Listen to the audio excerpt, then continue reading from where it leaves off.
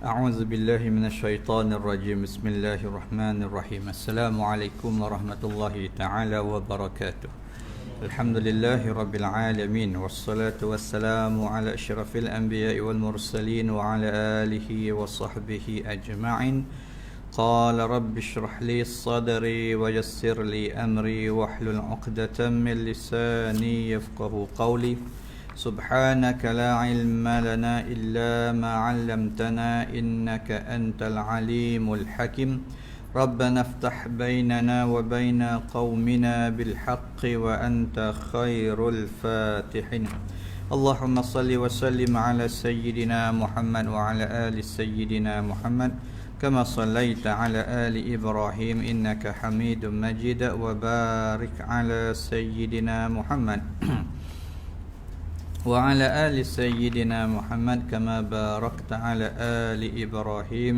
إنك حميد مجيد لا حول ولا قوة إلا بالله العلي العظيم Muslimin muslimat yang dirahmati Allah Subhanahu wa taala, alhamdulillah. Pertama kita merafakkan kesyukuran kepada Allah Subhanahu wa taala yang mana Allah masih memberikan kesempatan dan juga ruang masa kepada kita untuk terus dapat berada di atas muka bumi Allah Subhanahu wa taala ini. Mudah-mudahan kesempatan dan juga ruang masa yang masih Allah kurniakan kepada kita maka dapat kita pergunakan dengan sebaik mungkin dalam keadaan terus berusaha dan berikhtiar mencari rahmah dan keredaan daripada Allah Subhanahu wa taala dengan cara melaksanakan apa yang diwajibkan oleh Allah dan meninggalkan apa yang dilarang oleh Allah Subhanahu wa taala. Mudah-mudahan ada di antara amalan-amalan ataupun ada di antara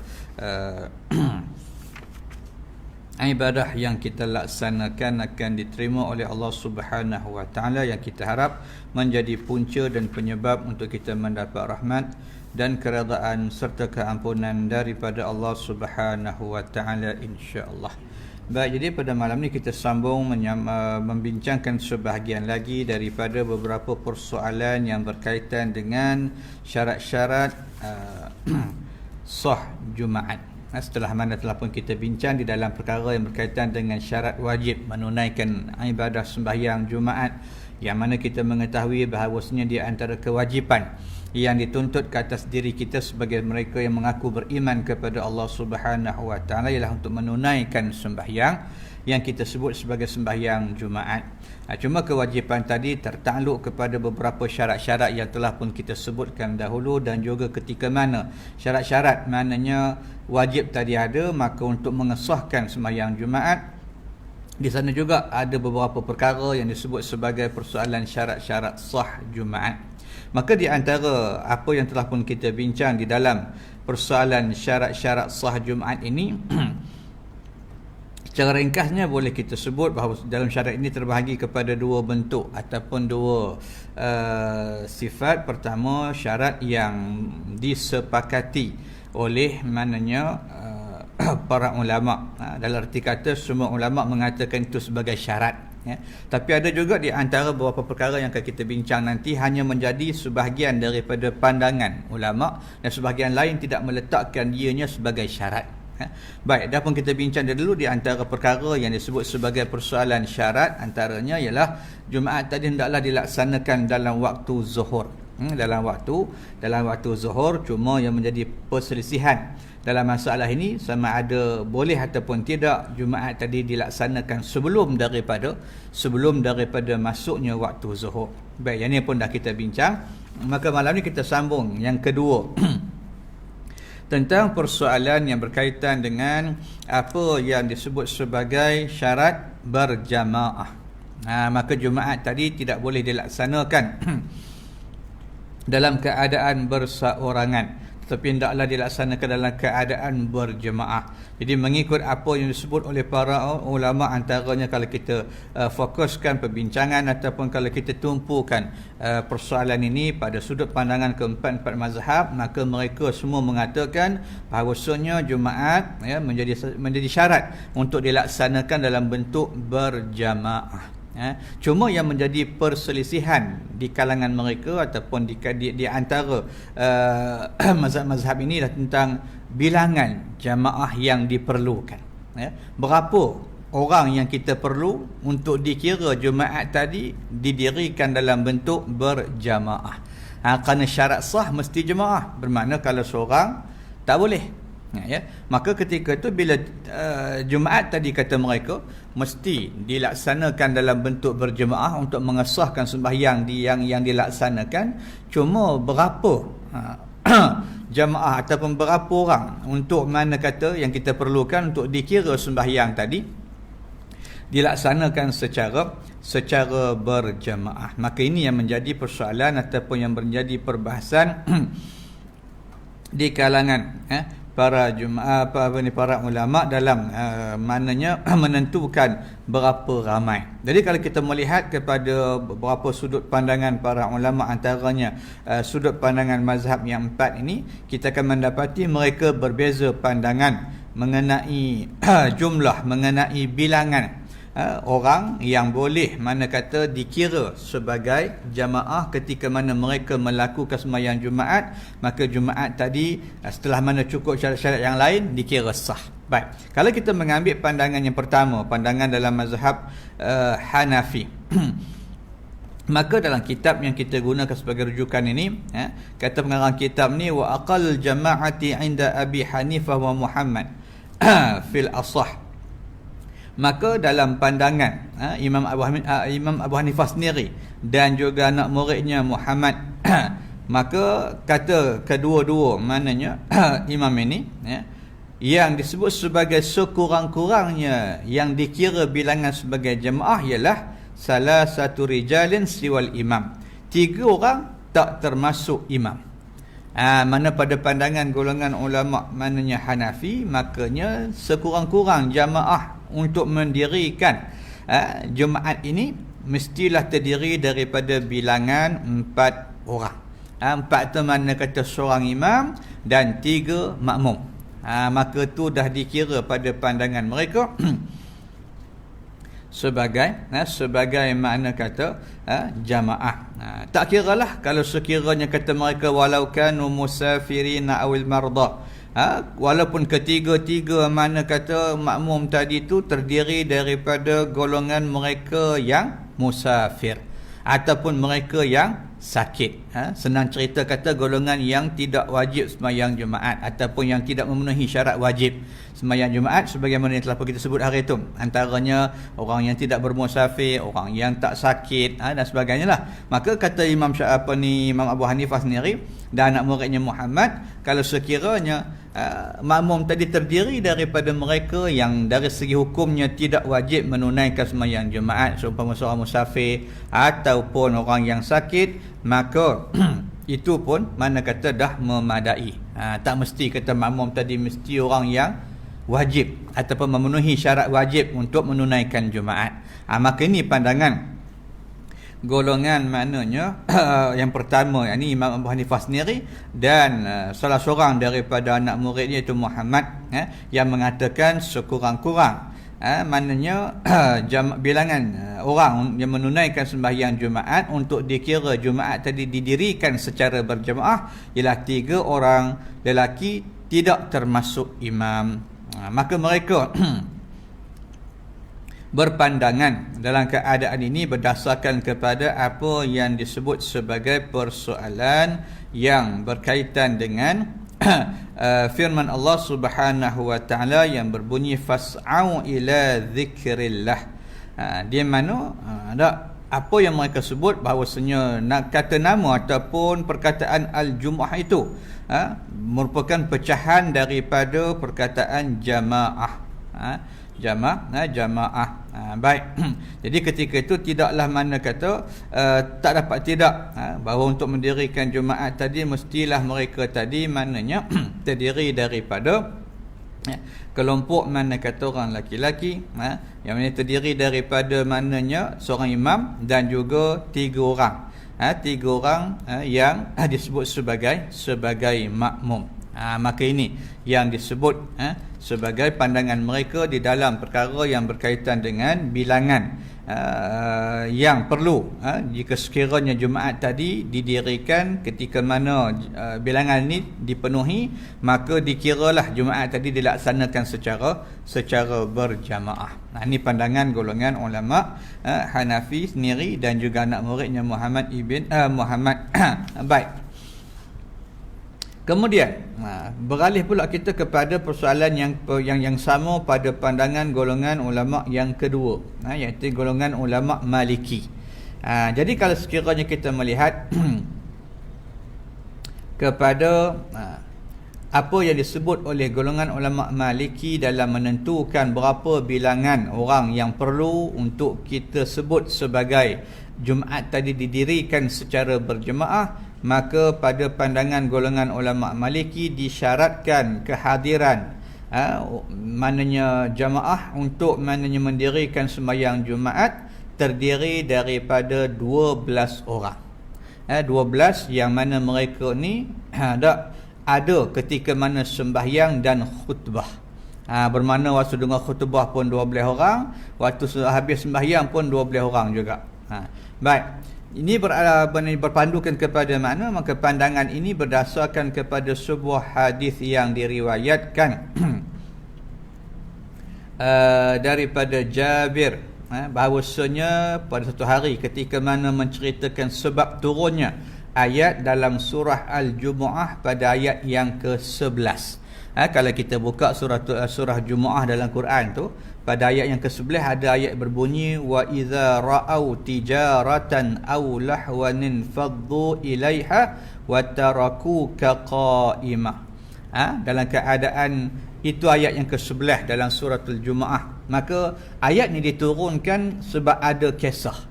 Ada sebab yang kita sebut sebagai asbabun nuzul. Sebab turun ayat ni ada cerita. Ceritanya apa? Maka diceritakan antaranya oleh Imam Muslim, Imam Ahmad dan Imam Tirmizi berkaitan dengan satu riwayat yang diceritakan daripada Jabir ibn Abdullah, yang mana Jabir menceritakan bahawasanya Nabi SAW ketika berkhutbah pada suatu hari, pada hari Jumaat, ketika baginda sedang berdiri menyampaikan khutbah, maka bebetulan waktu itu datang satu rombongan. Datang satu rombongan daripada negeri Syam yang membawa mana kata barang-barang perniagaan. Bebetulan Nabi tengah menyampaikan khutbah dalam keadaan berdiri, kata Jabir, maka datang tiba sampai waktu yang sama rombongan daripada Syam. Rombongan yang membawa barang-barang dagangan. Maka ketika itu bila mana sampai di Madinah ketika itu, maka fatalal nasu ilaiha, maka semua sahabat yang berada di dalam masjid itu semuanya keluar daripada masjid, kerana nak melihat apa barang yang sampai hari ini, apa barang-barang dagangan yang dibawa oleh rombongan daripada Syam tadi. Maka habis keluar, kata Jabir, semua sahabat, hatta lam yabqa illa 12 rajulan, sehingga tidak tinggal dalam masjid tadi melainkan ada 12 orang sahaja. Antaranya Jabir lah tukang cerita, kemudian Abu Bakar ada, Umar dan beberapa lagi lah sahabat-sahabat yang yang ada. Cuma waktu tu Jabir menceritakan keseluruhan sahabat yang ada di masjid ketika itu, ketika Nabi sedang berdiri menyampaikan khutbah pada hari Jumaat, tiba aja rombongan daripada Syam membawa barang dagangan, maka mereka kebanyakannya keluar meninggalkan Nabi.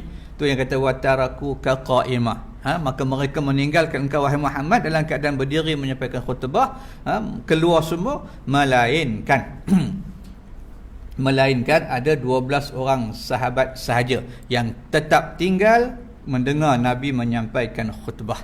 Maka ketika itu Allah menurunkan ayat ini. Ayat yang mana? Ayat dalam surah Jumu'ah ayat yang ke-11. Jadi mengambil kisah daripada perkara ini, maka kata Imam Malik, maka menjadi suatu syarat untuk mengesahkan Jumaat dalam keadaan didirikan maka oleh 12 orang lelaki. 12 orang lelaki. Jadi mengambil kepada persoalan yang berkaitan dengan perkara ini. Baik. Cuma dia letakkan syarat. Dalam 12 tadi, syarat siapa 12 orang tu? Kerana kalau kita melihat kepada apa yang disebut oleh Imam Abu Hanifah dalam meletakkan makmum tadi, tak kira siapalah, sama ada orang yang wajib sembahyang Jumaat ke yang tak wajib ke, tak ada masalah. Saya kata 3 orang makmum seorang imam dah cukup. Tapi dalam masalah mana kata yang sama, golongan ulama Maliki meletakkan syarat kepada 12 orang yang disebut tadi. Dalam keadaan pertama, hendaklah bilangan tersebut terdiri daripada apa yang disebut sebagai ahlul balad. Maknanya orang yang bermastautin. Dalam keadaan tidak sah kalau sekiranya ada di antara 12 tadi terdiri daripada orang yang bermukim. Misal kata dia datang ke tempat itu atas tujuan perniagaan, atas tujuan ada urusan, atas tujuan yang bermacam-macam, tiba-tiba dia pergi sembahyang. Ketika tu kalau 12 tadi tu termasuk dia, kira tak sah juga. Kerana 12 tadi mesti orang yang dikira sebagai ahli balad, penduduk tetap tempat tu lah. Kalau kita kata ahli qaryah lah. Dalam keadaan bukan orang luar. Baik, tu yang pertama. Yang kedua,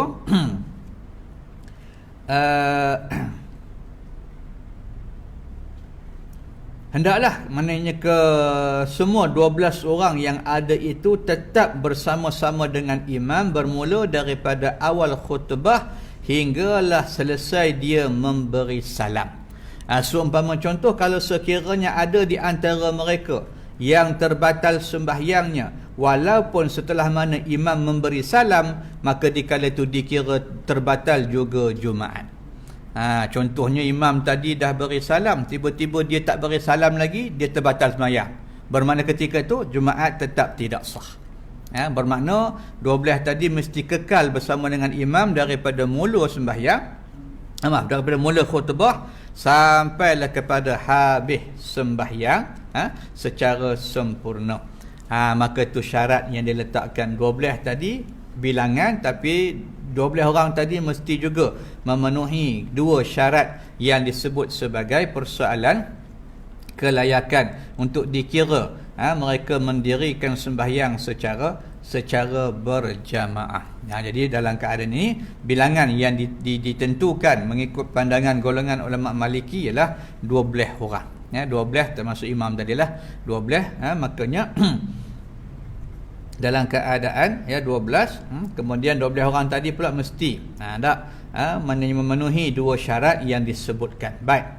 Kemudian kalau kita beralih pula kepada pandangan golongan ulama Syafi'i dan juga Hambali, di dalam persoalan yang sama, maka mereka mengatakan dikira Jumaat tadi terlaksana dengan sempurna dengan kehadiran 40 orang dan lebih bersama-sama dengan imam.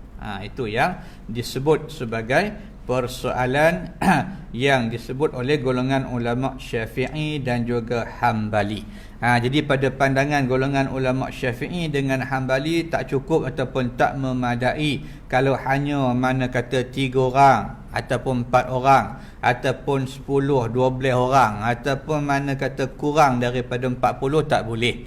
Kerana pada mereka berdasarkan kepada sebuah mana kata hadis yang diriwayatkan oleh mana kata para ulama-ulama hadis daripada perawi yang menceritakan tentang bilangan Jumaat yang ataupun bilangan mananya yang diperlukan untuk mengesahkan sembahyang Jumaat. Antaranya mananya hadis yang menceritakan tentang persoalan itu, antaranya hadis riwayat Ka'ab yang terkandung di dalamnya menceritakan bahawasanya bilangan yang sembahyang, bilangan mereka yang datang sembahyang pada permulaan sembahyang Jumaat didirikan di Madinah bersama dengan As'ad ibn Zurarah adalah seramai 40 orang. Kali pertama Jumaat mana kata didirikan di Madinah bersama dengan As'ad ibn Zurarah. Maka ketika itu yang sembahyang bersama dengan As'ad ini ialah 40 orang. Maka itu yang disebut oleh golongan ulama Syafi'i dan juga mana kata Hambali di dalam perkara yang berkaitan dengan bilangan orang. yang disebut sebagai jamaah dalam mana kata menunaikan sembahyang Jumaat. Begitu juga dalam sebuah hadis yang lain yang menceritakan tentang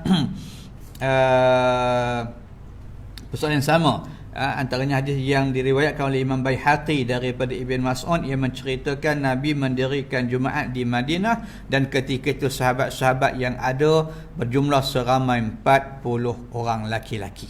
Jadi itu yang dipilih oleh golongan ulama maknanya Syafi'i dan juga Hambali dalam menentukan apa yang disebut sebagai persoalan jamaah. Jadi kalau cukup bilangan tadi maka barulah dikira maknanya Jumaat tadi dilaksanakan dalam bentuk berjamaah. Jadi mana kata pada pandangan ulama Hanafi 3 orang makmum, seorang imam dah cukup. Pada pandangan mana kata golongan ulama Maliki 12 orang. Kemudian pada pandangan golongan ulama Syafi'i dan juga Hambali mesti ada 40 orang. Maka ini sifat syarat yang kedua yang disebut sebagai syarat sahnya Jumaat. Jadi bermakna ketika mana Jumaat tadi dilaksanakan dalam waktu zuhur, kemudian bilangan orang yang melaksanakan jemaah tadi boleh disebut sebagai jamaah, maka ada dah 2 syarat yang dipersetujui oleh para ulama yang menjadi syarat sahnya Jumaat. Baik, selain daripada itu mereka juga menambah bahawasanya syarat untuk mengesahkan Jumaat hendaklah mana kata Jumaat tadi didahului dengan khutbah. Ini juga syarat yang disebut sebagai syarat yang disepakati ataupun syarat yang dikatakan oleh keempat-empat mazhab. Mana dalam masalah mana kata Hanafi pun ada sebut masalah khutbah sebelum sembahyang, Maliki pun ada sebut masalah khutbah sebelum sembahyang, begitu juga dalam mazhab Syafi'i dan juga Hambali. Baik, jadi bersepakat ataupun bersetuju kesemua para ulama atas menyatakan bahawasanya khutbah merupakan syarat dalam Jumaat, dan tidak sah khutbah tidak sah Jumaat tadi tanpa khutbah. Ini berdasarkan kepada firman Allah Subhanahu wa taala yang ada dalam surah Jumaah pada ayat yang ke-9 yang berbunyi fas'au ila dzikrillah, yang mana para ulama menyatakan apa yang dimaksudkan dengan zikir di situ ialah khutbah. Khutbah fas'au ila dzikrillah. Perkataan zikir itu merujuk kepada persoalan khutbah, dan mereka juga bersandarkan kepada bahawasanya Nabi SAW tidak pernah melaksanakan sembahyang Jumaat tanpa khutbah. Tanpa khutbah. Jadi bila Nabi makna kata sembahyang Jumaat baginda berkhutbah sebelum sembahyang, dan ada hadis yang menyatakan tentang persoalan yang disebut sebagai Nabi menyuruh kita sembahyang sebagaimana kita melihat baginda sembahyang. Sallu kama ra'aitumuni usalli. Maka ketika itu maka ulama menyatakan tentang persoalan kena ada khutbah sebelum sembahyang. Jadi syarat yang ketiga iaitu syarat sah Jumaat yang ketiga diletakkan oleh para ulama sebagai persoalan khutbah sebelum sembahyang. Dan mereka juga bersetuju dalam menyatakan sebelum sembahyang tadi mestilah dilaksanakan ataupun mestilah mana kata dilakukan 2 khutbah. Khutbah pertama dan khutbah yang kedua. Cuma dalam menentukan beberapa perkara yang berkaitan dengan rukun dan juga syarat khutbah, yang ni yang menjadi perselisihan di kalangan para ulama. Menentukan mana kata syarat sah, mana dia rukun, yang ni masing-masing ada pandangan yang tersendiri. Walaupun mereka mengatakan khutbah mesti dilaksanakan sebanyak 2 kali, khutbah pertama, kedua, dan khutbah tadi mesti dilaksanakan sebelum sembahyang. Ini menjadi satu maknanya persepakatan di kalangan para ulama. Cuma yang mereka selisihkan ialah beberapa perkara dari sudut syarat dan juga persoalan rukun. Baik. Jadi kalau kita mengambil kira dalam persoalan ini, kalau kita merujuk kepada pandangan beberapa mazhab ataupun mazhab yang 4 dalam menentukan apa yang disebut sebagai persoalan syarat ataupun rukun, maka kita akan melihat setiap mazhab mempunyai pandangan mereka yang tersendiri. Setiap imam mazhab mempunyai pandangan yang tersendiri dalam perkara yang berkaitan dengan persoalan syarat dan seumpamanya. Baik, kalau kita berpegang dulu kepada persoalan yang berkaitan dengan pandangan mazhab yang kita ikut, mazhab yang kita jadikan sebagai panduan, mazhab Syafi'i, maka mereka mengatakan dalam persoalan yang berkaitan dengan persoalan khutbah ini, kata mereka bagi khutbah itu ada 5 rukun ataupun 5 perkara yang disebut sebagai fardu. Jadi dari segi rukun, khutbah tadi kena ada 5 rukun. Pertama yang disebut sebagai memuji Allah Subhanahu wa taala. Itu rukun pertama. Yang kedua, berselawat ke atas Nabi Muhammad sallallahu alaihi wasallam. Yang ketiga, berwasiat dengan ketakwaan.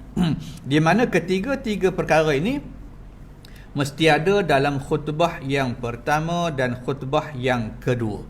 Makanya kita memuji Allah, kita berselawat kepada Nabi Muhammad SAW dan berpesan dengan ketakwaan itu. Khutbah pertama pun jadi rukun, khutbah yang kedua pun jadi rukun.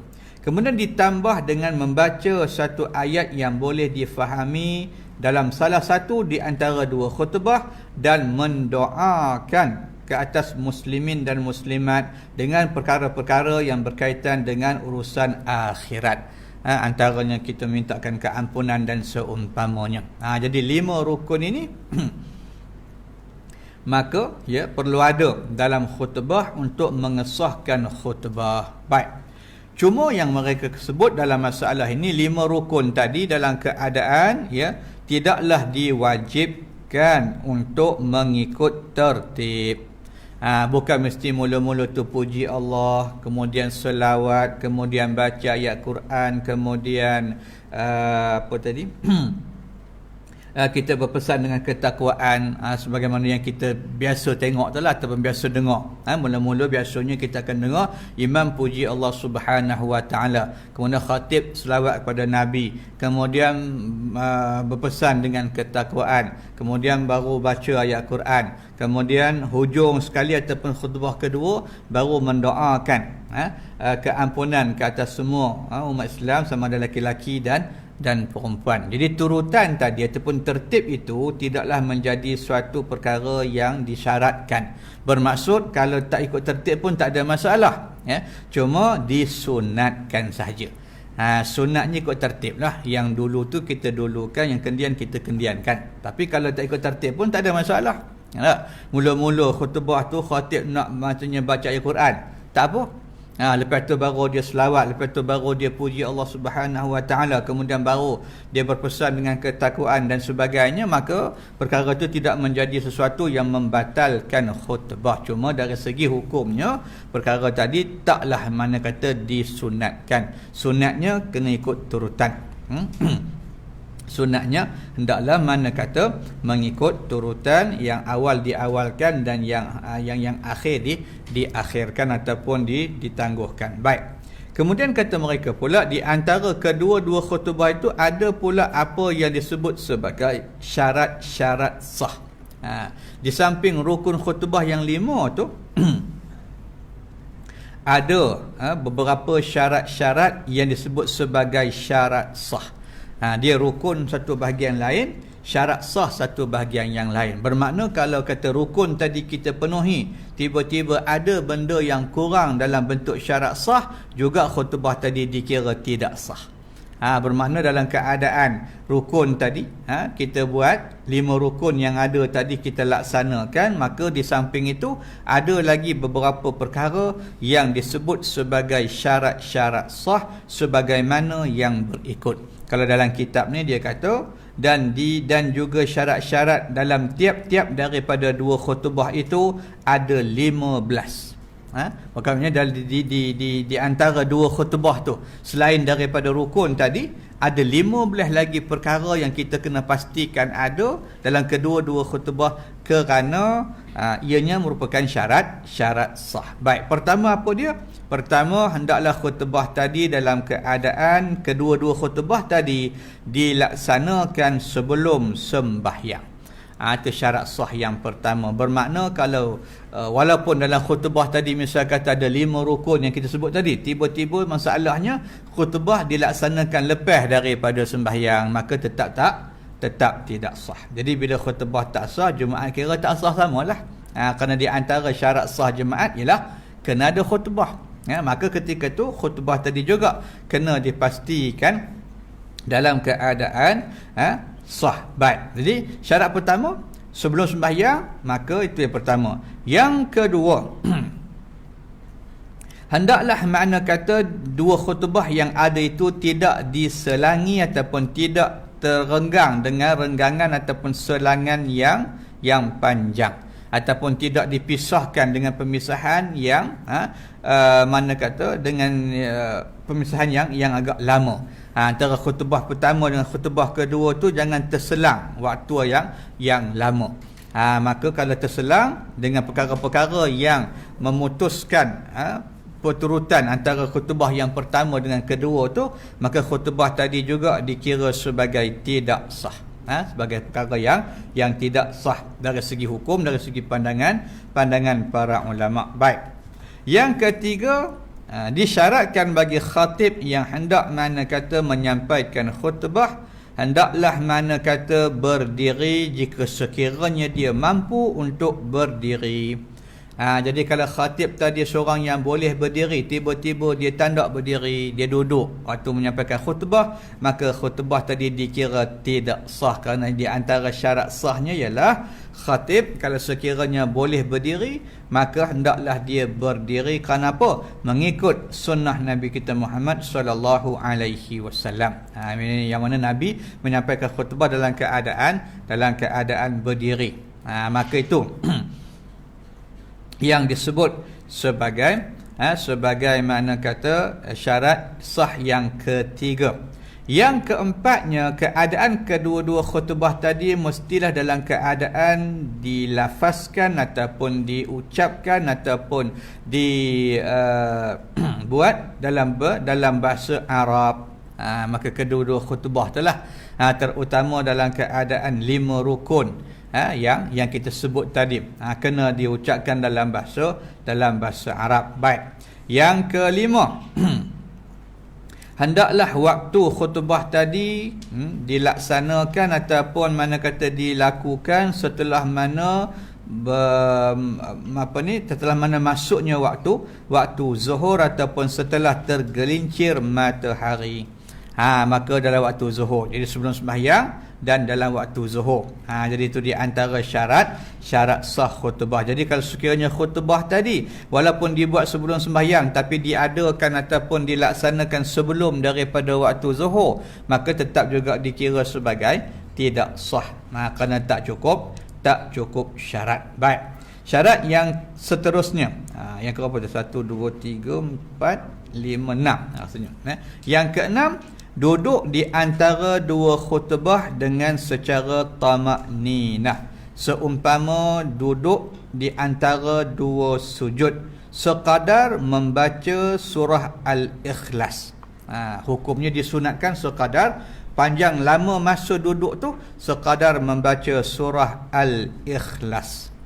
Maka itu yang disebut sebagai syarat yang keenam. Jadi bermakna kalau khatib tadi dalam keadaan dia berasa kata tanda duduk, dia terus sambung daripada khutbah pertama masuk khutbah kedua, tak duduk sekejap, waktu tu kurang satu syarat daripada syarat sah. Ini ada pernah jadi dulu dalam keadaan khatib terlupa nak duduk di antara dua khutbah. Jadi dari segi hukum khutbah tu tak sah. Khutbah tu tak sah. Sebab apa? Kerana duduk sekejap secara tamakninah, seumpama kita duduk tasyahud antara dua sujud itulah. Maka dalam keadaan sekurang-kurangnya sepanjang atau sekadar kita membaca surah Al-Ikhlas, maka itu merupakan syarat sah. Walaupun dalam keadaan kata khatib tadi dia kata tak letih pun nak duduk buat apa. Dalam keadaan maknanya bukan pasal letih, itu di antara peraturan dia. Itu di antara kaedah yang maknanya kata para ulama berdasarkan kepada perbuatan Nabi kita Muhammad SAW. Jadi kerana tak apa tu letih ke tak letih tu soal lain. Dalam masalah itu merupakan syarat sah. Syarat sah. Baik. Maka kalau sekiranya khatib tadi menyampaikan khutbah dalam keadaan duduk, kerana mungkin dia tak mampu berdiri, maka dia menyampaikan khutbah dalam keadaan duduk. Jadi bagaimana kita nak mengetahui kata dia mananya duduk di antara dua khutbah tu? Kalau dia berdiri, nampaklah dia duduk. Tapi kalau dia dah duduk daripada mula sebab dia tak boleh berdiri, jadi apa di antara kaedah untuk menyatakan dia kena duduk di antara dua khutbah? Maka bagi khatib yang memang dah sedia duduk daripada mula ketika menyampaikan khutbah disebabkan dia tak boleh berdiri, maka hendaklah dia memisahkan di antara dua khutbah tadi dengan apa yang dinamakan sebagai saktah. Dia diam sekejap. Dia diam sekejap lah. Makanya habis dah masa kata dia baca khutbah pertama, sebelum sambung khutbah kedua, dia diam sebentar. Dia diam sekejap, bermakna itulah tanda mana kata dipisahkan dua khutbah. Kalau sekiranya mana kata orang yang berdiri dengan cara duduk, tapi kalau yang menyampaikan khutbah tadi dengan cara duduk, maka hendaklah dia diam seketika di antara dua khutbah. Baik. Kemudian yang seterusnya, hendaklah khutbah tadi didengari oleh bilangan mereka yang dikira sebagai terlaksananya Jumaat. Jadi maksudnya orang yang memang jadi wajib dah ataupun menjadi syarat wajib dia melaksanakan Jumaat. Bilangan yang dikira sebagai persoalan mengesahkan Jumaat. Maksudnya dalam keadaan mananya 40 orang tadilah. Ada 40 orang tadi sekurang-kurangnya. Bermakna kalaulah contoh misal kata orang yang datang, jemaah yang datang tu maknanya 100 orang. Bermakna khatib yang menyampaikan khutbah tadi mestilah didengari oleh bilangan yang dikira sebagai terlaksananya Jumaat. Pada pandangan golongan ulama Syafi'i yang kita katakan tadi, bilangan mereka ialah 40 orang. 40 orang. Jadi bermakna kalau 60 tak dengar tak ada masalah dah. Dalam keadaan 40 dah cukup. 40 dah memadai. Baik. Jadi ketika itu dalam keadaan ini kata para ulama hendaklah khatib tadi meninggikan ataupun menguatkan suaranya terutama dengan rukun-rukun yang disebut sebagai rukun khutbah sehingga boleh mana kata didengari oleh 39 orang tak termasuk diri dia lah. Bermakna 40 tadi kira masuk imam lah. 40 bilangan jemaah tu kira masuk imam 40. Jadi bermakna khatib tadi ketika mana dia menyampaikan khutbah, maka 39 orang boleh dengar apa yang dia ucapkan terutama dari sudut rukun khutbah. Baik, dalam keadaan mananya itu yang disebut sebagai persoalan mananya syarat sah khutbah yang disebut sebagai pandangan golongan ulama Syafi'i. Termasuklah 39 tadi, termasuklah diri khatib tu tadi jugalah. Maka dia juga mendengar apa yang dia mana kata sebut ataupun apa yang dia ucapkan. Baik. Selain daripada itu, hendaklah setiap kalimah ataupun ucapan di antara dua khutbah tadi dilaksanakan dengan cara yang disebut sebagai al-wala', maknanya berturut-turut, bermakna tidak terpisah ataupun tidak terselang dengan selangan-selangan ataupun maknanya pemisahan-pemisahan yang panjang. Jadi di antara satu kalimah dengan satu kalimah tadi dia bersambung-sambung. Dia mana kata ada dia punya mana kata sambungan dia. Jadi tidaklah satu khutbah satu kalimah kemudian lama baru satu pula, maka yang tu tak sah. Baik. Begitu juga hendaklah bersambung di antara khutbah dan sembahyang. Jadi habis je khutbah, maka sembahyang didirikan, maka barulah kira sah khutbah tadi. Tapi kalau sekiranya khutbah tadi habis kemudian terselang masa yang lama baru didirikan sembahyang, waktu tu khutbah tadi dikira tidak sah. Tidak sah. Jadi bermakna bukan saja kalimah-kalimah dalam khutbah tadi hendaklah secara bersambung, tapi di antara khutbah dan sembahyang juga mestilah dalam keadaan mana kata bersambung. Baik. Selain daripada itu, khatib yang menyampaikan khutbah hendaklah suci daripada hadas besar dan juga hadas kecil. Begitu juga suci daripada najis pada pakaian, badan dan juga tempat menyampaikan khutbah. Begitu juga syarat yang lain, hendaklah khatib tadi menyampaikan khutbah dalam keadaan menutup aurah. Menutup aurah. Begitu juga dalam apa yang disebut sebagai persoalan khutbah tadi hendaklah disampaikan dalam keadaan ataupun pada tempat yang sah didirikan padanya Jumaat. Yang ni nanti yang kita bincang dalam persoalan yang berkaitan dengan tempat. Mana tempat yang mana kata sah didirikan sembahyang Jumaat ni. Kerana persoalan tempat juga menjadi perbahasan di kalangan para ulama. Jadi di antara syarat sah khutbah kata golongan ulama Syafi'i, khutbah tadi hendaklah disampaikan di tempat yang sah didirikan Jumaat. Jadi maksudnya ada tempat-tempat yang kalau kita buat Jumaat tak sah. Maka kalau waktu tu kita mana kata khutbah, maka khutbah tadi tidak sah. Baik. Kemudian seterusnya lagi, khatib yang menyampaikan khutbah tadi hendaklah seorang laki-laki, dan seterusnya hendaklah mana kata khatib tadi merupakan seorang yang berkelayakan untuk menjadi imam kepada sesuatu kaum. Dalam keadaan dia tadi dari segi hukum layak untuk menjadi imam. Dan seterusnya lagi dia letakkan sebagai syarat hendaklah mana kata khatib tadi memahami beberapa persoalan yang berkaitan dengan persoalan rukun, syarat dan juga sunat-sunat dalam khutbah yang dia sampaikan. Maknanya dia tahu kata yang ni bila disebut apa hukum dia, rukun. Yang ni apa hukum dia, sunat. Yang ni apa dia, syarat. Itulah. Kan dia mesti mengetahui.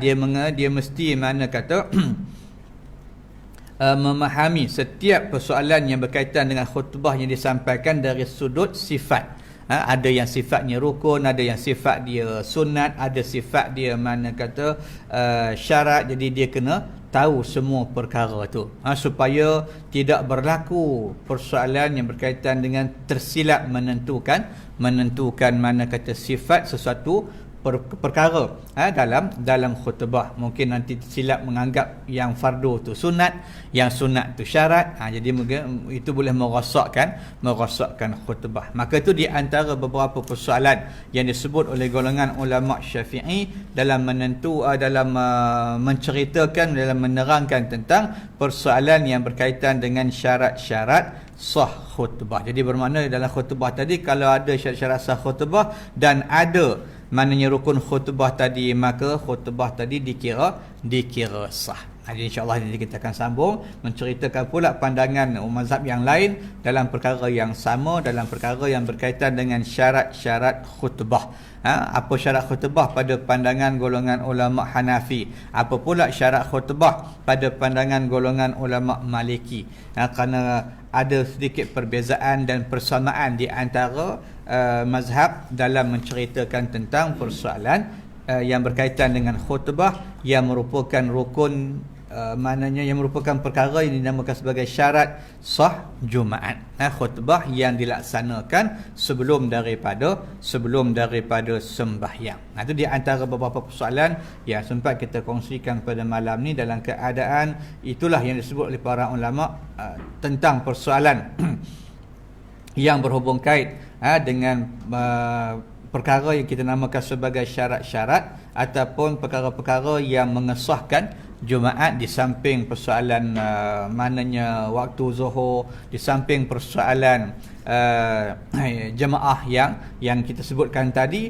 Maka syarat yang ketiga yang disebut oleh para ulama ialah mestilah Jumaat tadi didahului dengan dua khutbah berserta dengan memenuhi syarat-syarat dan juga perkara-perkara yang berhubung kait dengan khutbah yang ada. Jadi insya-Allah kita akan sambung. Mudah-mudahan Allah Subhanahu Wa Taala memberikan kesempatan untuk kita berkongsi pandangan para ulama untuk kita memahami beberapa perkara dari sudut peraturan, dari sudut hukum tentang persoalan yang kita sebut sebagai sembahyang Jumaat. Mudah-mudahan persoalan yang berkaitan dengan sembahyang ini dapat kita laksanakan dengan cara yang sempurna untuk kita harap dapat mana kata bukan saja pahala tetapi kebaikan-kebaikan yang tersirat di sebalik ibadah yang diwajibkan oleh Allah Subhanahu Wa Taala, insya-Allah. Jadi untuk itu kita sama-sama tangguh dulu dengan tasbih kafarah dan suratul Asr. Subhanakallahumma wa bihamdika asyhadu an la ilaha illa anta astaghfiruka wa atubu ilaik. Bismillahirrahmanirrahim. Wal 'asri innal insana lafi khusr illa alladhina amanu wa 'amilus solihat wa tawasaw bil haqqi wa tawasaw bis sabr. أعوذ بالله من الشيطان الرجيم. بسم الله الرحمن الرحيم. الحمد لله رب العالمين حمدا حامدا حمدا شاكرا حمدا يوافي نعمه ويكافئ مزيده. يا ربنا لك الحمد كما ينبغي لجلال وجهك وعظيم سلطانك. اللهم صل وسلم على سيدنا محمد وعلى آل سيدنا محمد. اللهم اجعلنا من الذين يستمعون القول فيتبعون أحسنه. وصل اللهم على سيدنا محمد وعلى أزواجه وذرياته أجمعين. سبحان ربك رب العزة عما يصفون والسلام على المرسلين والحمد لله رب العالمين. السلام عليكم ورحمة الله تعالى وبركاته.